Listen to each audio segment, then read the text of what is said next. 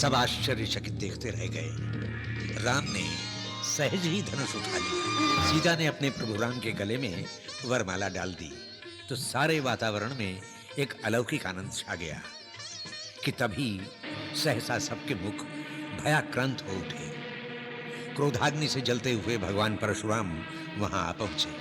सब डरे डरे उनका अभिवादन करते हुए अपना अपना परिचय दे रहे थे, किंतु क्रोधित परशुराम सबकी अवहेलना करते हुए आगे बढ़ते आ रहे थे। तब महाराज जनक ने स्थिति को संभाला। मंगल भवन अमंगल हारी, प्रभु सुदशरथ अजिर बिहारी।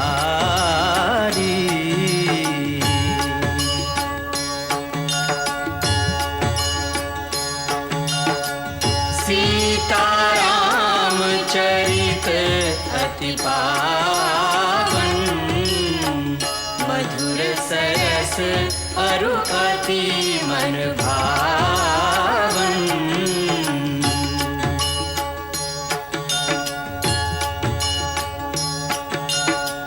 पुनि पुनि कितने हो सुने सुनाए, हिय की प्यास बुझत न बुझाए।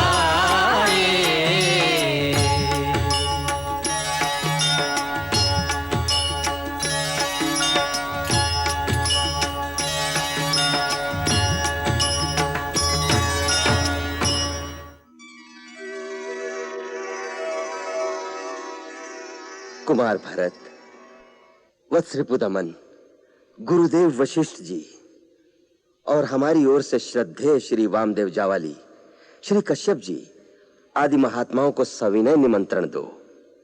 समस्त मंत्रीगण, सामंतगण और सारे नगर में न्योते का श्रीफल फिरवाकर सबको हमारा निवेदन सुना दो। नगर भर को राम की बारात में चलने का निमंत्रण दे दो और सेनापति से चतुरंगिणी सेना तैयार करने को कह दिया जाए। जो आज्ञा था। समय कम है, तैयारी बहुत करनी है। तुरंत तत्परता पूर्वक कार्य करना होगा कुमार भरत। आप निश्चिंत रहें गुरुदेव। आर्य सुमंत, महारानी जी, राम की मंगल कामना के लिए मैंने अनुष्ठान किया है। दान की ये तमाम वस्तुएं, इसके अतिरिक्त ब्राह्मणों को सहस्त्र गऊ, भंडार गृह से अन्न वस्त्र प्रजाजन में बंटवा दीजिए। जो आज्ञा महारानी जी। इस अवसर पर महाराज ने भी राजकोष के द्वार खुलवा दिए हैं। उन्हें ऐसा ही करना चाहिए। आर्य सुमंत, राम के बारात जाने से पहले ब्राह्मणों और याचकों को इतना दान दीजिए कि उन्हें कुछ मांगने की आवश्यकता न रह जाए। जिस राजा के राज में प्रजा का एक भी प्राणी दुखी रह जाए, उन्हें अपना कोई उत्सव मनाने का अधिकार नहीं होता। हमारे महाराज तो सदा ही प्रजावत्सल रहे महारानी जी। आर्य सुमंत, मिथिला पहुंचकर सबसे पहले सीता की माता से हमारा हार्दिक अभिनंदन कहिएगा। उनसे कहिएगा राम को पुत्र के समान ही समझे और सीता की ओर से लेश मात्र भी चिंता न करे। सीता अयोध्या में बहू बनकर नहीं, बेटी बनकर आएगी। कौशल्या की ममता के आंचल में संतान के समान ही स्थान पाएगी। जाओ सुमंत, जाओ। और अयोध्या से चली बारात जनकपुरी जा पहुंची।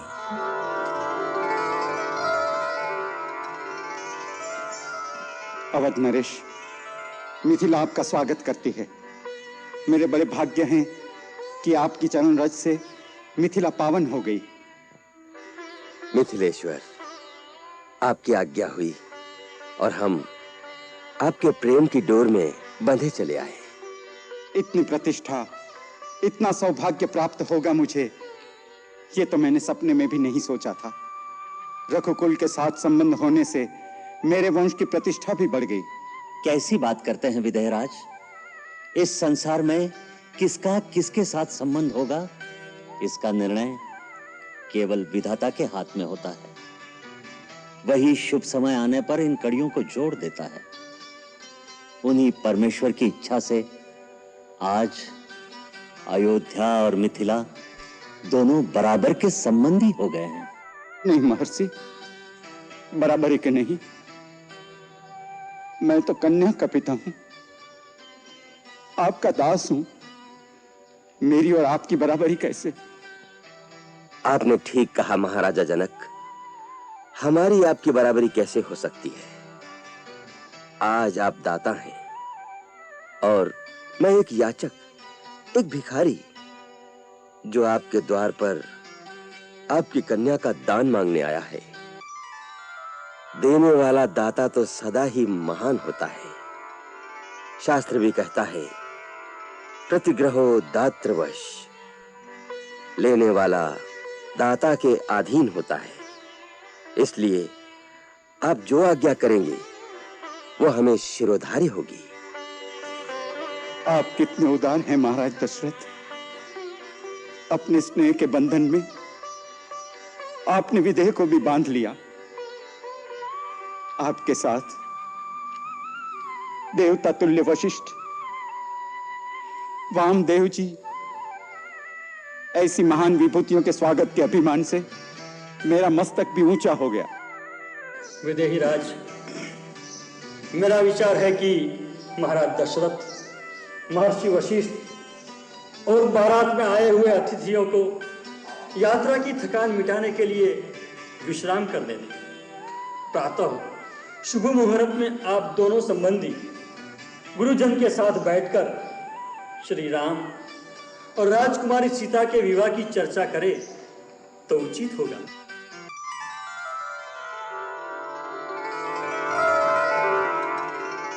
भैया भैया, पिताजी आए हैं।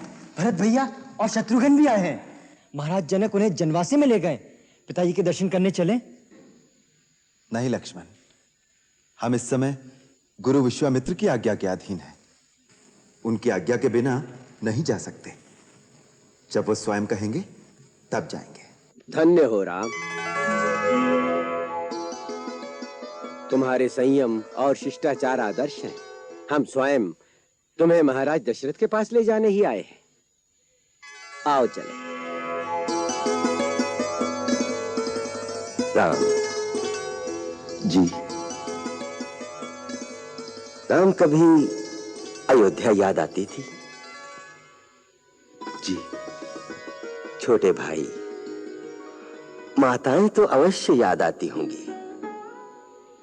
तात, सब याद आते थे, परंतु जिस कार्य के लिए आपने हमें भेजा था उसमें जरा से भी त्रुटि न रह जाए, उसके प्रति सजग रहने में सदा इस बात का आभास रहता था जैसे आप हमारे साथ हैं और हमारा मार्गदर्शन कर रहे हैं।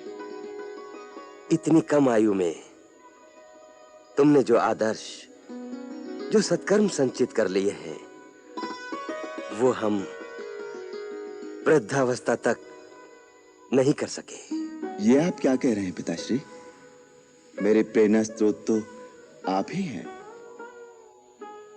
आप ही के पद चिन्हों पर चलकर कुछ करने की क्षमता पाई है मैंने। आपने तो देवलोक तक जाकर अपनी कीर्ति पताका स्थापित की है। वो जो कुछ किया है, एक राजा ने अपनी कीर्ति की आकांक्षा, अपना प्रभाव, अपनी सत्ता का दबदबा जमाए रखने के लिए किया है। किंतु तुमने जो कुछ किया है, पिता की आज्ञा, गुरुजनों की सेवा, प्रजापालन, ऋषियों, मुनिजनों, तपस्वियों की सुरक्षा के लिए किया है। इसी में तुम्हारी महानता है।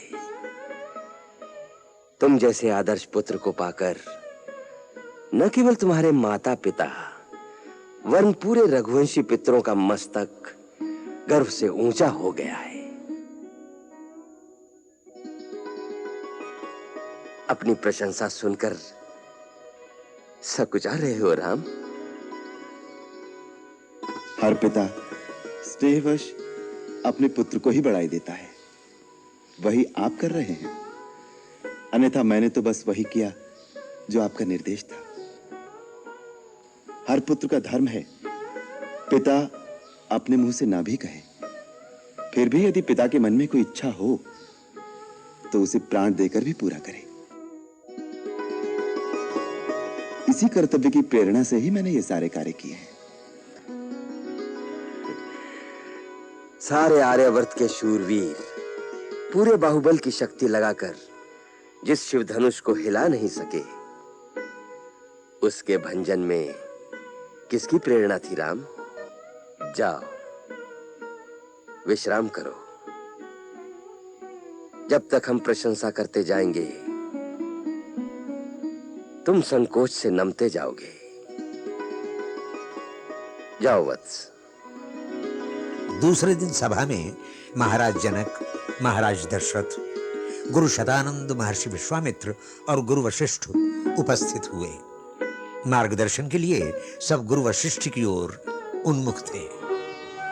महाराज जनक, विवाह व्यक्तिगत कार्य नहीं है, यह एक सामाजिक संस्कार है। केवल एक स्त्री और एक पुरुष के गठबंधन को ही विवाह नहीं कह सकते, क्योंकि उन दोनों व्यक्तियों के साथ उनका समाज, उनका कुल, उनका धर्म जुड़ा होता है। विवाह का अर्थ है दो कुलों का, उनके आचार विचार का, उनकी संस्कृति का संगम।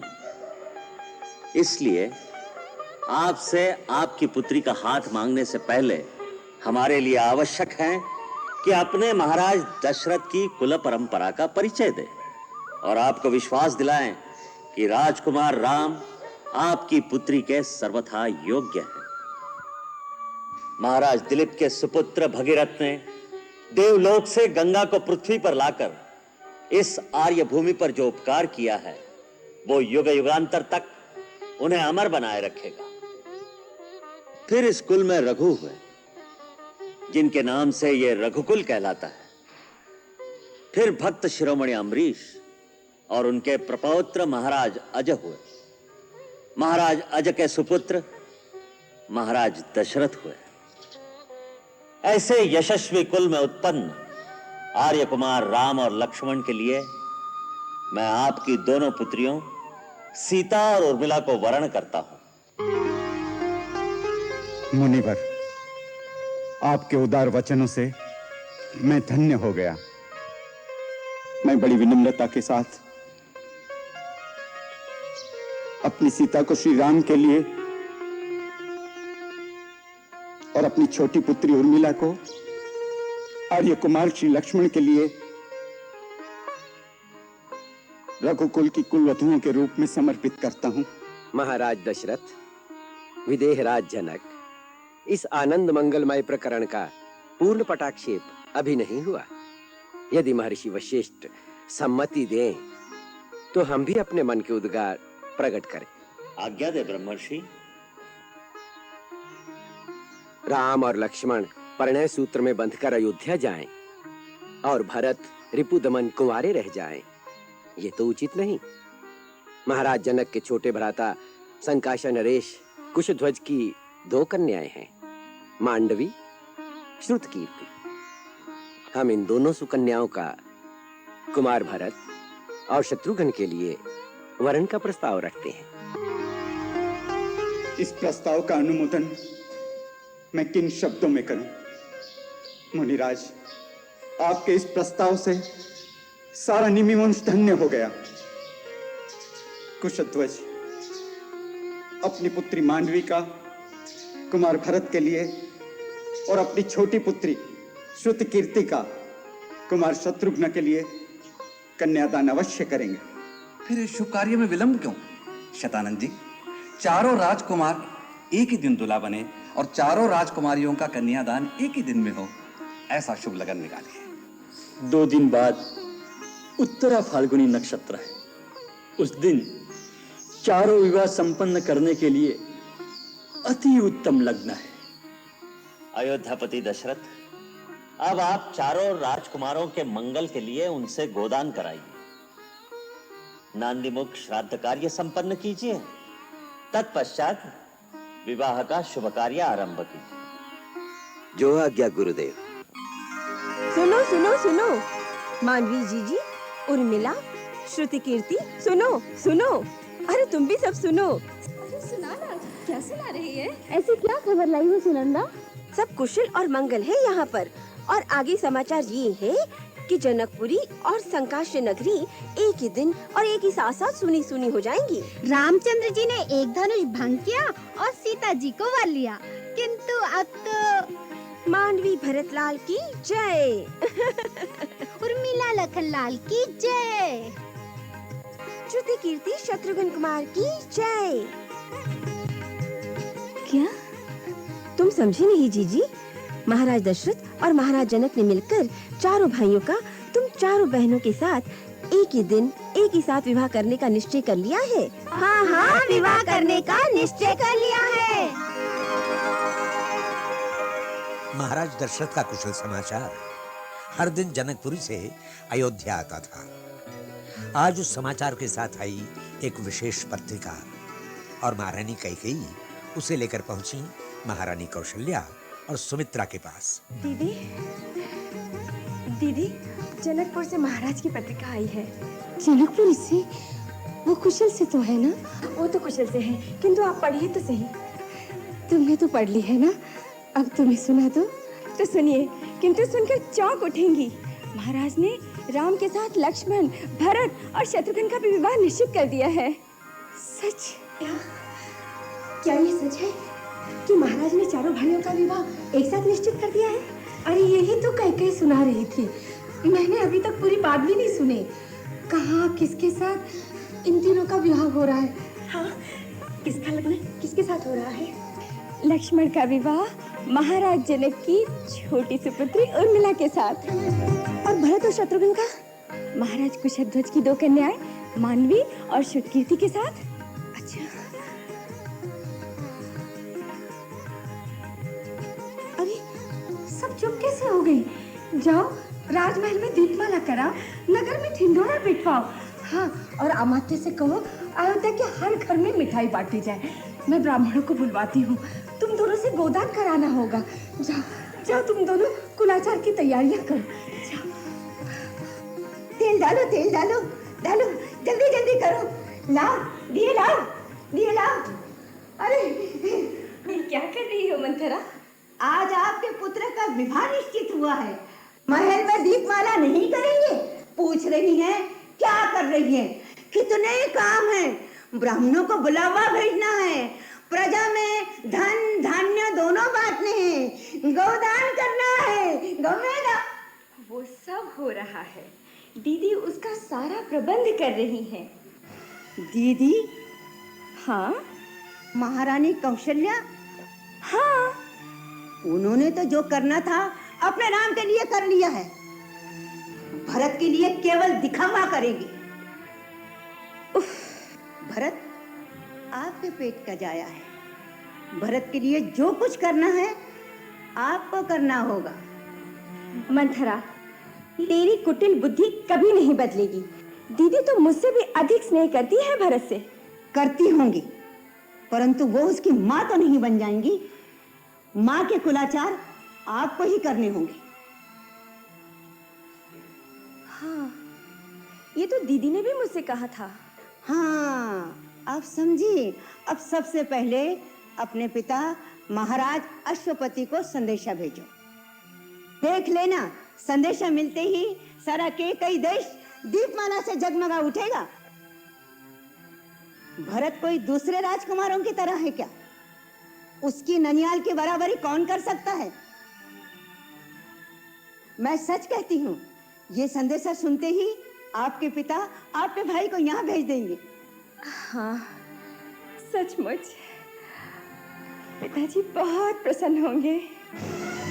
उधर जनकपुर में सब प्रकार से सुंदर सजे विवाह मंडप में राम जानकी विवाह के कुलाचार हो रहे थे, वेद मंत्र गूंज रहे थे, और इन वेद मंत्रों की अनुगूंज सुनकर राम जानकी विवाह देखने की लालसा देवलोक में भगवान शिव पार्वती, ब्रह्मा और सरस्वती के मन में भी हिलोरें लेने लगी, और वे रूप बदलकर जनकपुरी आ गए।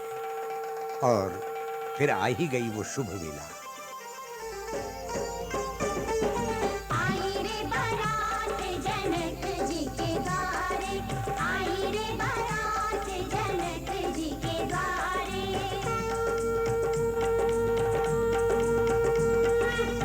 राजकुमारन संग आए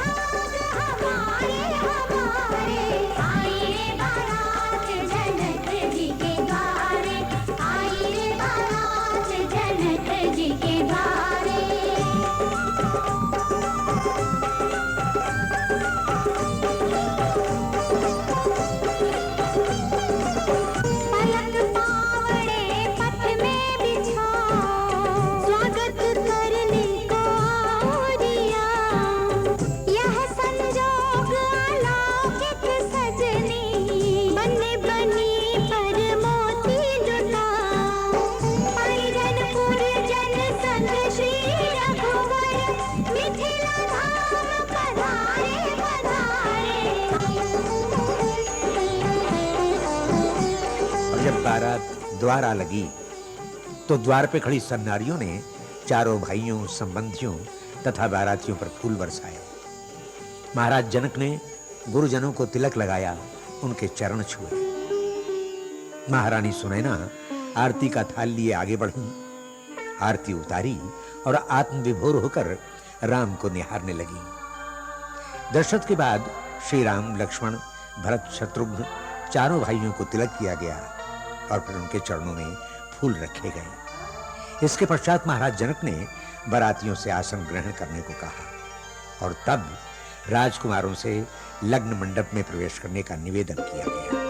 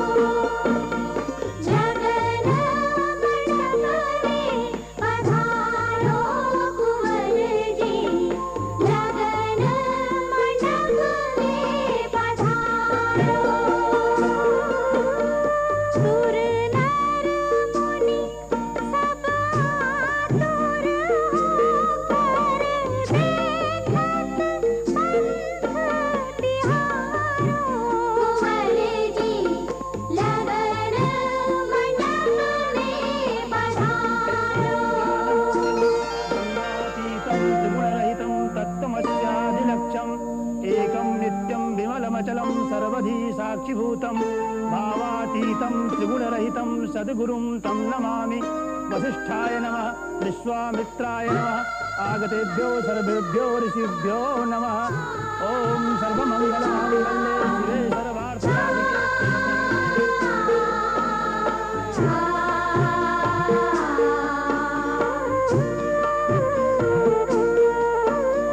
मेल मिलाप की रीत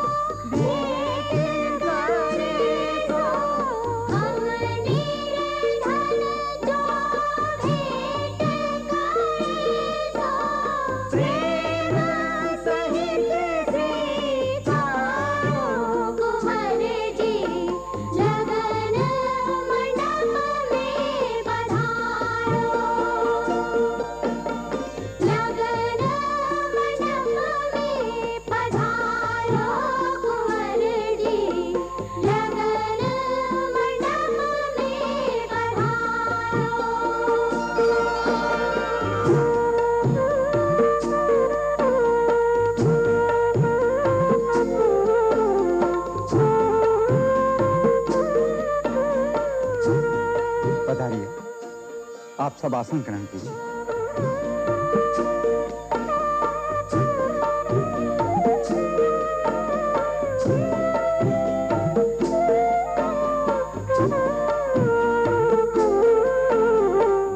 शतानंद जी, अब महाराज जनक से प्रार्थना कीजिए कि राजकुमारी सीता को मंडप में बुला लें। जो आज्ञा महर्षि।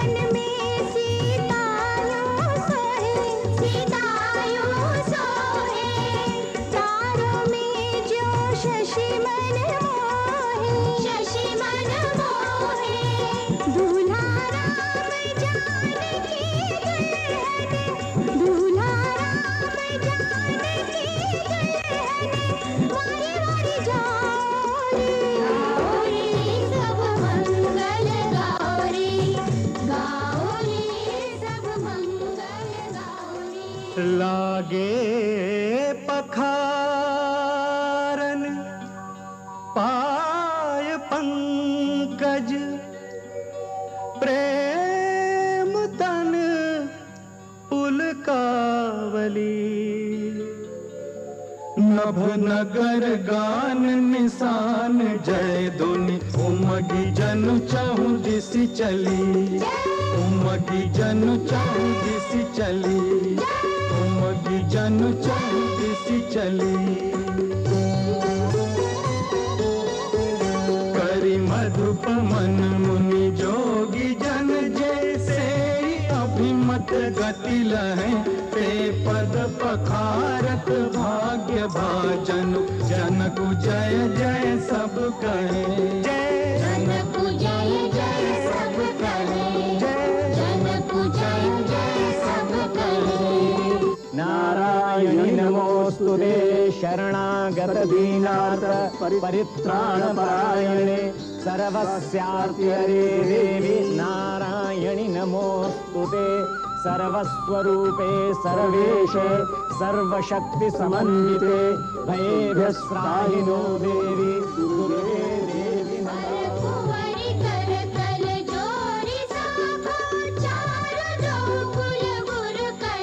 भयो पानी गहन बिलो की विधि सुर मनुज मुनि आनंद भरे।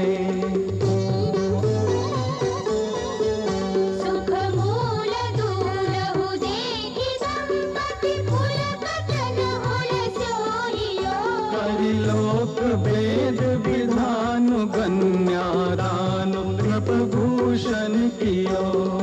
दान नृप भूषण कियो। कन्यादान नृप भूषण कियो। यं सीता मम सुता सहधर्मचरी तव प्रतीक्ष जैनां भद्रं ते पाणिं ग्रहणीष्व पाणिना। पतिव्रता महाभागा छायेवानुगता सदा।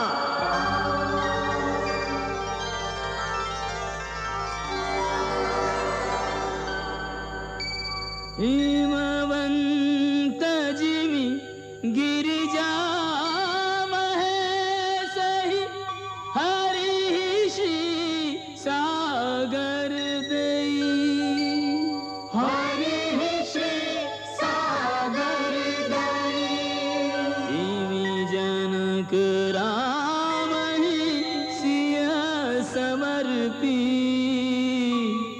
विश्वकल कीरति नहीं। विश्वकल कीरति नहीं। विश्वकल कीरति नहीं।